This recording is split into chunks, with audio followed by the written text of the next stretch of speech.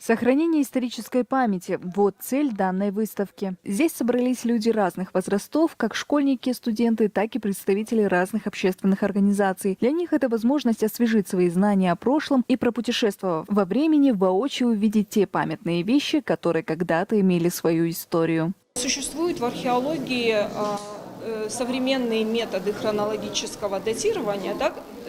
Метод, который называется радиокарбоновый или радиоуглеродный анализ, он позволил точно датировать эту находку. И ученые нам сказали следующее, что этот меч из Новосвободной является древнейшим в мире мечом.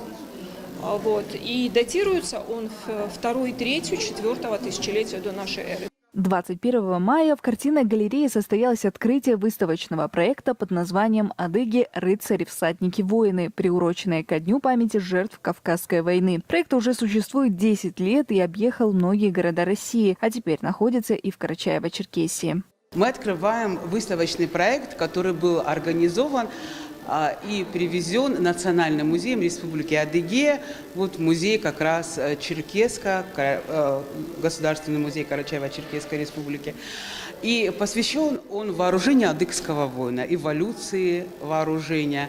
И самое главное, что именно в эту дату, то есть в такой памятный день для всех адыгов, на выставке представлены как особенности экипировки воина, так и конское снаряжение, оружие разных археологических эпох, а также предметы этнографии. Мы такого нигде не видели. И мы очень благодарны, что эту выставку организовали и привезли сюда, к нам в Черкесск. Больше меня впечатляет это средневековье, то есть вот эти мелкие наконечники, стрел.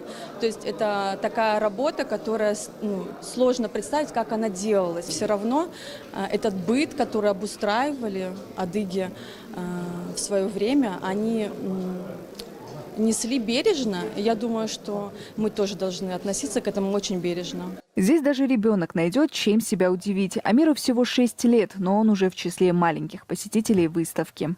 Я здесь первый раз. А что тебе понравилось? Все.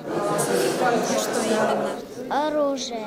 Я сегодня пришла не одна, мы прям запланировали, что мы сегодня идем в галерею. Хочется быть ближе к истокам и передавать это. Мы сами сейчас просвещаемся, что-то новое узнаем. И хочется, чтобы дети тоже вместе с нами познавали это все.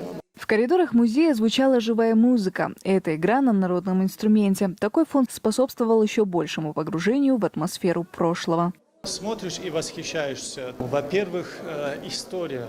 Как говорится, кто не знает прошлого, у того нет будущего. Нашей инициативной группе она очень близка, потому что этим всем мы пользуемся, начиная с коней, с амуницией, оружием. Презентация в рамках выставочного проекта уникальных археологических артефактов в картинной галерее города Черкесска продлится до 11 июня.